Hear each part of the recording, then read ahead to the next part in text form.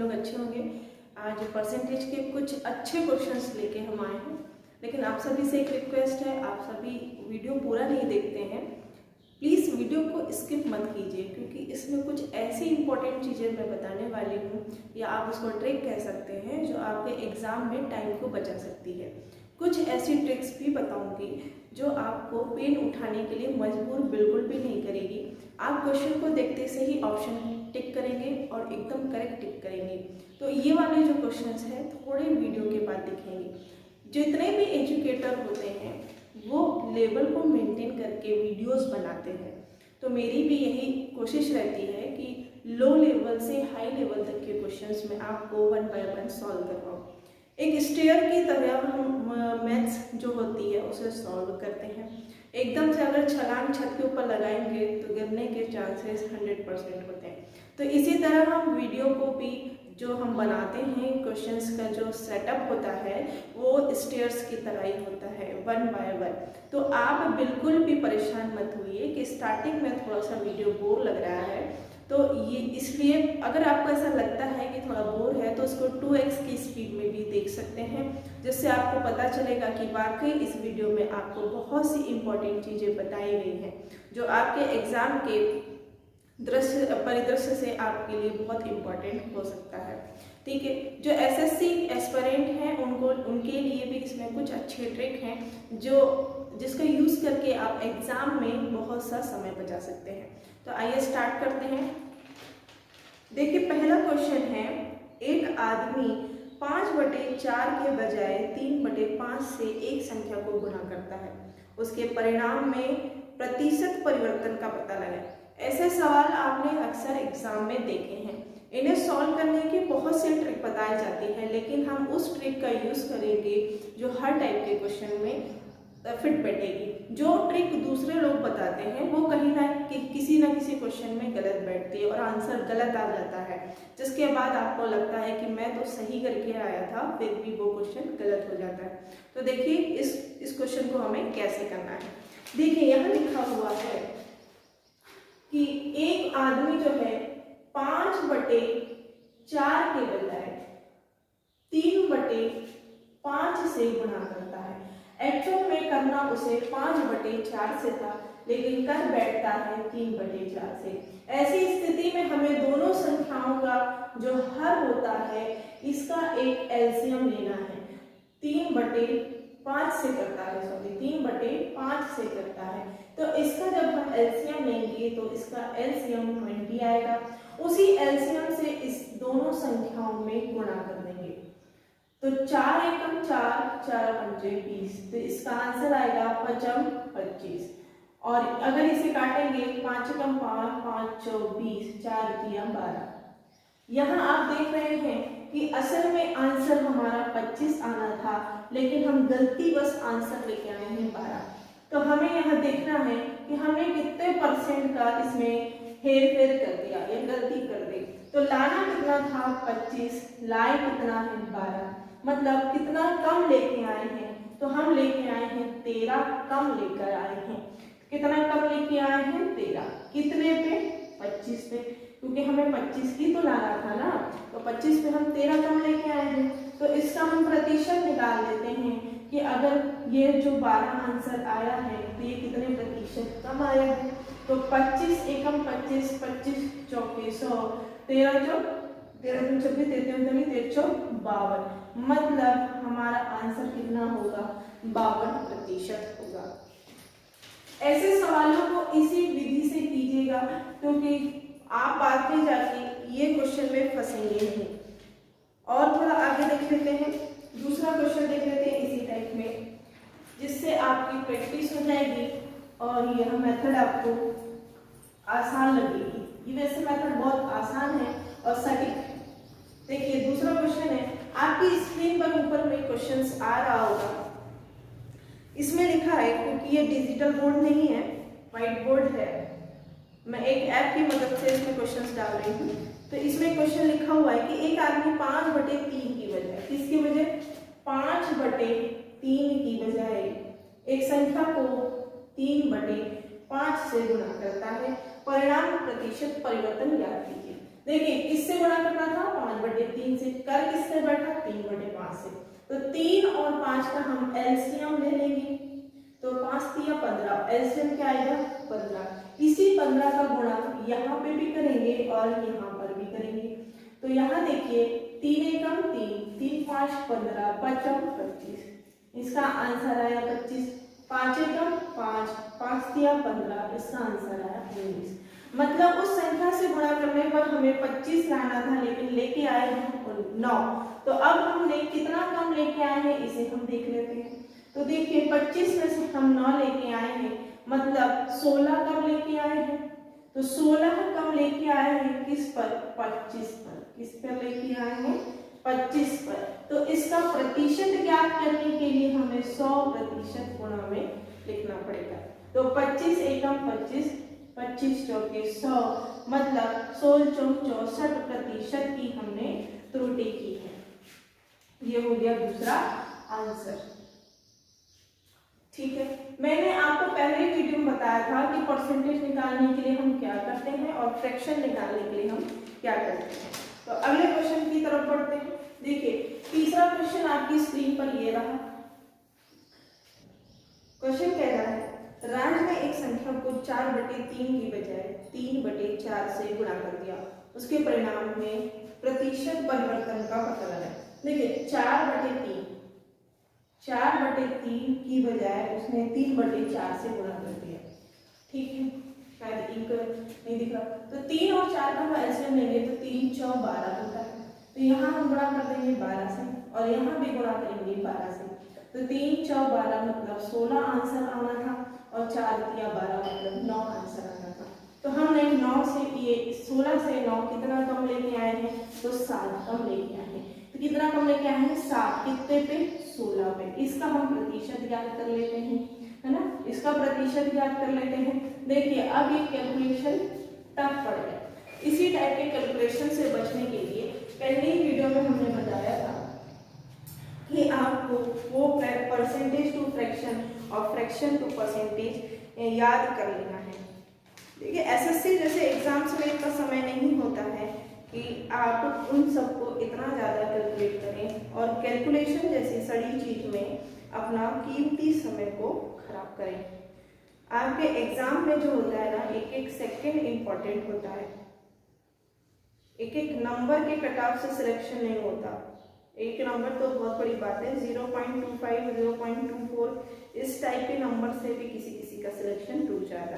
अब इस टाइप का जो कैलकुलेशन होता है कि एग्जाम में आपको बहुत परेशान करता है और गलती होने के भी 100% चांसेस रहते हैं। तो यहीं पर ट्रिक है। पहले वीडियो में मैंने बताया था कि परसेंटेज को फ्रैक्शन में कैसे बदला जाता है और फ्रैक्शन को परसेंटेज में कैसे बदला जाता है। तो उसी में एक ट्रिक भी छुपी हुई थी, जो ट्रिक का यूज आज हम करने वाले हैं। यहाँ देखिए मुझे 7/16 दिख रहा है, लेकिन मैं जानती हूँ कि 1/16 का प्रतिशत मैं जानती हूँ कि वो होता है 6 सही 1/4%। मतलब 1/16% में कितना होता है, 1/4%।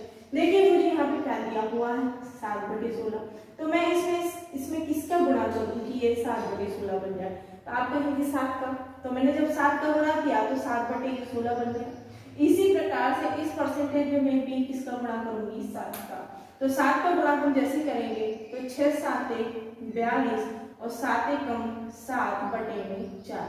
अब यहाँ देखिए कि हर जो है अंश जो है हर से बड़ा है, मतलब इसका भाग एक बार और जाएगा। जब एक बार भाग जाएगा तो ये हो जाएगा 4 एकम 4, ठीक है, 4 एकम 4, 4 एकम 4, मतलब कितने बार गया, एक बार। 7 में से 4 गया, बचा कितना, 3, और भाग हम किससे दे रहे थे, 4 से। तो सिंपली ये जो एक बार भाग गया वो इस 42 में जुड़कर 43 हो जाएगा और 3/4% हमारा इसका आंसर आ जाएगा।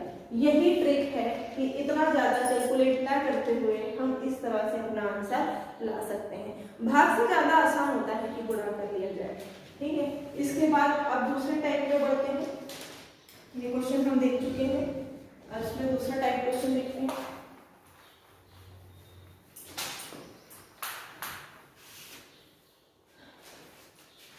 देखिए जो छोटे छोटे ट्रिक्स हैं या जो छोटे छोटे कॉन्सेप्ट कह सकते हैं वो हम बताने का समय आ चुका है। देखिए पहला क्वेश्चन है इसमें, चौथे नंबर का, कि मोना की आय राज की आय से 25% अधिक है, तो राज की आय मोना की आय से कितने प्रतिशत कम है। ऐसे भी सवाल आपको जनरली देखने मिलते हैं, ठीक है। इनकी भी एक शॉर्ट ट्रिक है पहले, लेकिन इसे हम बेसिक या रेशो मेथड से बताने की कोशिश करेंगे। तो इसे हम देख लेते हैं रेशो मेथड से। किस मेथड से देख लेते हैं पहले? रेशो मेथड से, जिससे आप बनाते हुए आए होंगे या पढ़े भी होंगे, ठीक है। देखिए यहाँ बोला है मोना की आय राज की आय से, किसकी आय? मोना की आय। किसकी आय से? राज की आय से कितने प्रतिशत अधिक है? तो 25% अधिक है। 25 को मैंने फ्रैक्शन में बदला, ये रेशो में बदला, तो कितना हो जाएगा? 1/4। मोना की आय राज की आय से, मतलब 4 किसकी होगी? राज की होगी। ये 4 किसकी होगी? राज की होगी। लेकिन मोना की आय राज की आय से 25% अधिक है, मतलब इस 4 का 25% क्या होगा? 1। तो 4 में 1 जोड़ेगा तो यहाँ पे आ जाएगा 5। हम ऐसे निकालते हैं। अब पूछ लिया है कि राज की जो आय है वो मोना की आय से कितने प्रतिशत कम है। तो आप देखें मोना की आय 5 है और राज की आय 4 है। कितना कम है? 1। देखिए कितना कम है? 1। कितने पे? 5 पे। तो क्या हम इसका प्रतिशत नहीं निकाल सकते? निकाल सकते हैं। तो 5 में 5, 5 दूनी 10, यानी कितने प्रतिशत कम है? 20% कम है। ये आपकी रेशो मेथड हो गई जो जनरली सारे बच्चे जानते हैं या किसी ना किसी से पढ़ा होगा। लेकिन इसमें भी ऐसे जो छोटे छोटे सवाल हैं, इसमें भी हम इतना कैलकुलेशन क्यों करें, जो देखते से ही बन सकते हैं या 2 सेकेंड में बन सकते हैं। आइए वो 2 सेकेंड वाली मेथड देख लेते हैं।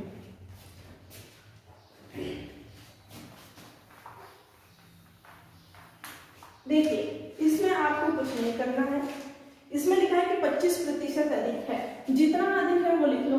कितना अधिक है? 25%, मतलब प्लस है, ठीक। 25% को फ्रैक्शन में हम बदलेंगे तो कितना हो जाएगा? 25 24 1/4 होगा कि नहीं होगा? अधिक है, बस आपको लिख लेना इसका फ्रैक्शन क्या होगा? 1/4। अधिक है बोला है तो यहाँ पहले लगा लो प्लस, ठीक है। अब ऊपर की संख्या को ज्यों की त्यों उतार लो। ऊपर 1 है तो 1 लिख लो। अब यहाँ देखिए यहाँ प्लस लिखा हुआ है, मतलब यहाँ की आपस की संख्या क्या हो जाएगी? जुड़ जाएगी। तो 1 और 4 कितना हो जाएगा? 5। अब मुझे बताइए 1/5 प्रतिशत में कितना होता है? प्रतिशत में कितना होता है? 20%। यही तो हमने निकाला था, यही आंसर आया था। 1/5 प्रतिशत में कितना होता है? तो 20% होता है। इसी प्रकार से दूसरा सवाल देख लेते हैं। धीरे धीरे आपको पूरे समझ में आ जाएंगे, इसके सवाल मैंने थोड़े ज्यादा रखे हैं। देखिए यदि a b से 50% है, क्या करना? सीधा सीधा 50% लेना है। 50% अधिक है, 50% को हम फ्रैक्शन में बदलेंगे तो कितना होगा? 1/2। अब बोला है अधिक है तो प्लस लगा दो, ठीक है। अब ऊपर की संख्या को ज्यों का त्यों लिख दो। अब बोला है देखिए अधिक है प्लस, मतलब इन दोनों को आपस में जोड़ दो। तो 1 2 और 1 कितना हो जाएगा? 3। 30 का आंसर कितना आएगा? 33 सही 1/3%। बताइए इतना सॉल्व करने की आवश्यकता है क्या? नहीं। आप तो यहीं पे बता देंगे कि 50% 1/2 होता है। अधिक बोला है मतलब 2 और 1 3 होगा। 1/3 बराबर 33 सही 1/3% होता है। ये हो गया आपका आंसर। अब और नेक्स्ट क्वेश्चन देखते हैं 6 नंबर का। 6 नंबर का क्वेश्चन देख लेते हैं। इसमें बोला है यदि a की आय b की आय से 20% कम है तो b की आय a की आय से कितना प्रतिशत अधिक है। यदि a की आय b की आय से, हम रेशियो मेथड से प्रूव कर रहे हैं, हम तो सीधा सीधा इससे लिख सकते हैं। इसमें ये भी नहीं देखना पड़ता कि किसकी आय किससे कम है। कुछ बच्चे इसी में कंफ्यूज हो जाते हैं, गलत करके आते हैं। किससे कम पूछा है, किससे ज्यादा पूछा है, इसी में कंफ्यूज हो जाते हैं। ये मेथड में तो ये भी नहीं देखना है, सिर्फ प्रतिशत पकड़ना है, कम और ज्यादा को देखना है। तो प्रतिशत बोला है 20%। 20% रेशियो में कितनी होती है? 1/5। अब बोला है कम है। देखिए सवाल आ गया 1/5 कम है मतलब माइनस होगी ना। तो ऊपर की संख्या ज्यों की त्यों आ जाएगी और 5 में से 1 जाकर कितना बचेगा? 1/4। तो 1/4 किसका होगा? 25%। समझ गए? तो इसका आंसर कितना आएगा? 25%। अगर राजधानी शताब्दी, देखिए एक नया क्वेश्चन और आया है। अगर राजधानी शताब्दी से 16 से 2/3% धीमी है तो शताब्दी राजधानी से कितने प्रतिशत तेज है? देखिए 16 से फिर वही कहा कि प्रतिशत को पकड़िए और कम ज्यादा को देखिए, धीमी मतलब कम है यानी माइनस आएगा। तो 16 से 2/3 प्रतिशत कितना होता है 1/6, इतना तो सभी जानते हैं। तो 1/6 है, धीमी बोला है मतलब माइनस, ऊपर की संख्या जो कहते हो 6 में से 1 गया कितना आएगा 5, तो 1/5 मतलब 20/5 मतलब 20%, कितना आएगा 20% इसका आंसर आएगा। अब बोला है कि चीनी की कीमत में, 8वें नंबर का क्वेश्चन है कि चीनी की कीमत में 16 से 2/3% की वृद्धि हुई है। फिर मत देखिए, सिर्फ ये कीजिए 16 से ही 2/3% लीजिए, ये फ्रैक्शन हो जाएगा 1/6। वृद्धि बोला है, देखिए 1/6 है, वृद्धि बोला है तो प्लस आएगा, ऊपर की संख्या जो के तो और ये आपस में जुड़ जाएंगी मतलब 1/, वृद्धि है ना, कितना कम किया जाए 1/7 होगा। 1/7 मतलब कितना होगा 14 से ही 2/7%, ठीक है 14 से ही 2/7%। इस तरह से सवाल देखते से ही चुटकियों में बन जाएंगे।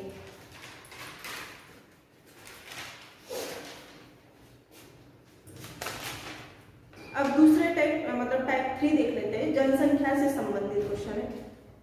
एक शहर की जनसंख्या 25,000 है, यदि यह प्रति वर्ष 10% की दर से बढ़ रही है तो 2 साल बाद शहर की आबादी क्या होगी।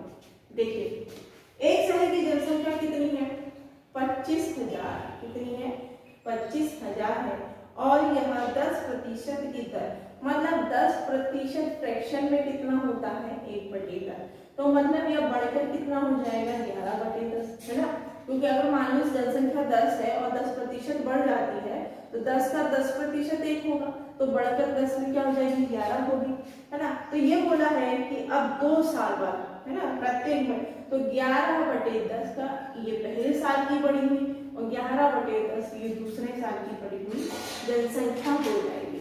अब बताना है कि बढ़ी हुई संख्या कितनी होगी।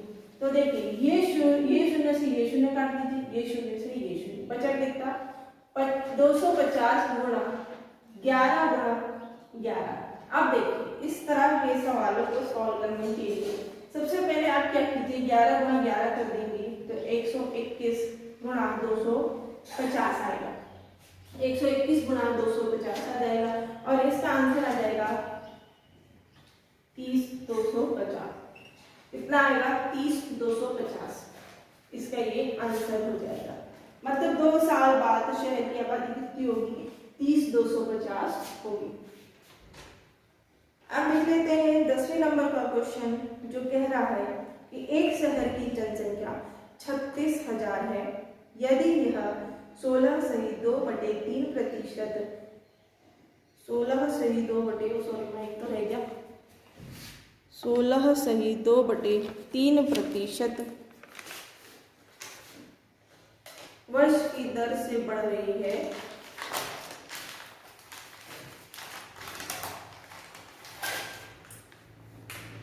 देखिए एक शहर की जनसंख्या जो है 36,000 है, यदि 16 से 2/3 प्रति वर्ष की दर से बढ़ रही है तो 2 साल बाद इसकी आबादी क्या होगी। देखिए ये भी सिंपल है, इतना टफ नहीं है ये क्वेश्चन।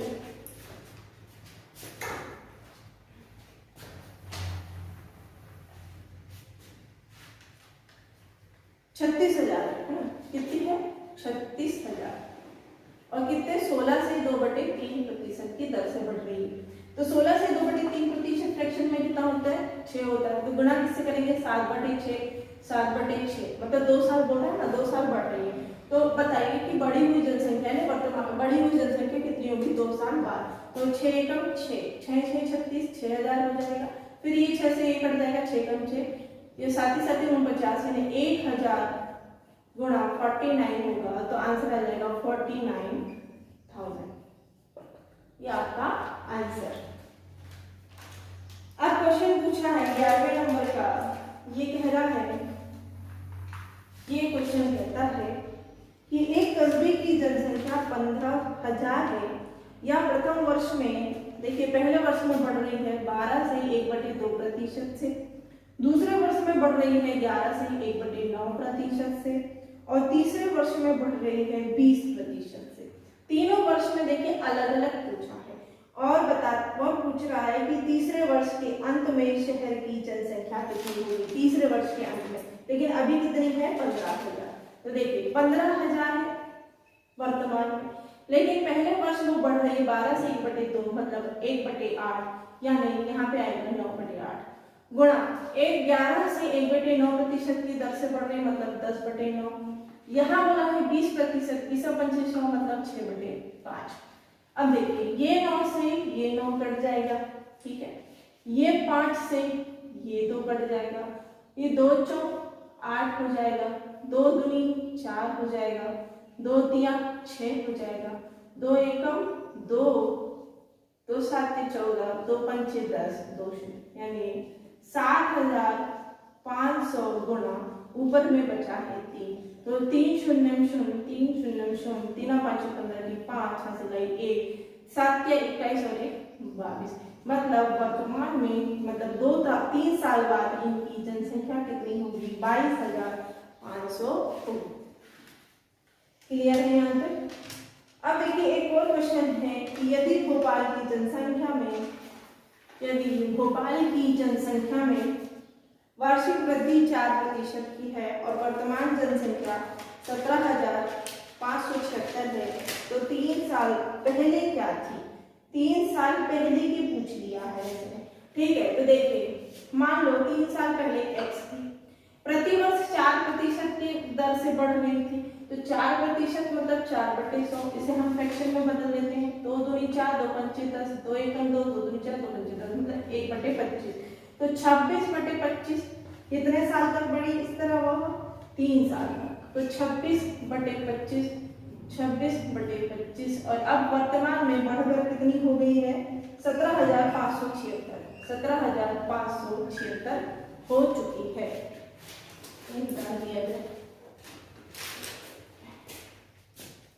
17,576 हो चुकी है।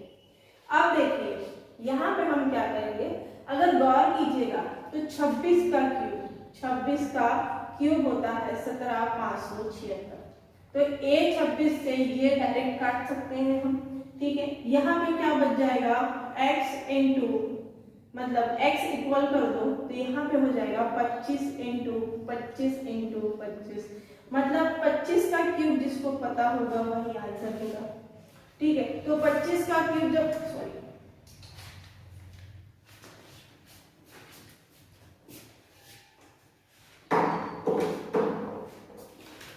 25 का क्यूब होता है 15,625, यही उसका आंसर होगा। मतलब 3 साल पहले 15,625 जनसंख्या थी जो 4% की दर से बढ़कर 3 वर्ष बाद 17,576 हो गई थी।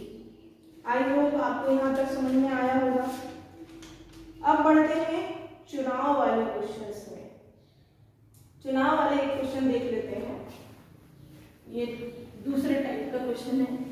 चुनाव क्वेश्चन कहता है कि एक चुनाव में 2 उम्मीदवारों ने भाग लिया, विजेता को 80% वोट मिले और 4200 वोटों से वो जीत गया। देखिए किसी भी चुनाव में 100% वोट डालते हैं, ठीक है, इन्हीं 100% में से बंटवारा होता है। इस चुनाव में 2 उम्मीदवार थे, मतलब इस 100 में 2 का बंटवारा हुआ, तो 100 में एक उम्मीदवार को मिले हैं 80% वोट। मान लीजिए इसे 80% मिले, तो जब 100 का 80% इसने ले लिया तो बचे वाले को कितना मिला होगा, 20% मिला होगा कि नहीं। बस अब इसने कहा है कि और वह 4200 वोटों से जीत गया, तो मतलब जिसने ज्यादा प्रतिशत वोट गेन किए हैं वही जीतेगा। तो अब यहाँ देख लीजिए कि मान लो ये A है और मान लो ये B है, तो A को 80% वोट मिले हैं, मतलब B से कितने ज्यादा मिले हैं, तो B से 60% वोट ज्यादा मिले हैं। लेकिन सवाल में कहता है कि 60% नहीं 4200 ज्यादा है। कितने हैं, 4200 ज्यादा है। तो हम ये शून्य से ये शून्य काट दें, मतलब 6% की वैल्यू 4 तो 0 होगी, तो हम 100% की वैल्यू निकाल सकते हैं। 420/6 गुणा 100, तो ये कितना हो जाएगा 6 कम 6 6 7 42 70 मतलब 7000। लाइट भी चली गई है और अंधेरा हो गया होगा। तो देखिए, तो कुल मतों की संख्या ज्ञात करने बोला था, तो हमने 100 से गुणा कर दिए, मतलब कुल मत कितने पड़े थे? 7000। ठीक है, लाइट चली गई है। आज के वीडियो को यहीं रोकते हैं। अब इससे नेक्स्ट लेवल, मतलब इससे भी हाई लेवल के क्वेश्चंस हम अगले वीडियो में लेके आएंगे, जो आपके लिए बहुत इंपॉर्टेंट होंगे। एसएससी के मेंस एग्जाम में आए हुए क्वेश्चंस को सॉल्व कराएंगे और बेहतरीन ट्रिक भी बताएंगे, जिससे आपको समय में बचत हो और ज़्यादा से ज़्यादा क्वेश्चंस को आप सॉल्व कर पाएँ। Thank you. अगर वीडियो पसंद आता है तो ज़रूर शेयर कीजिए।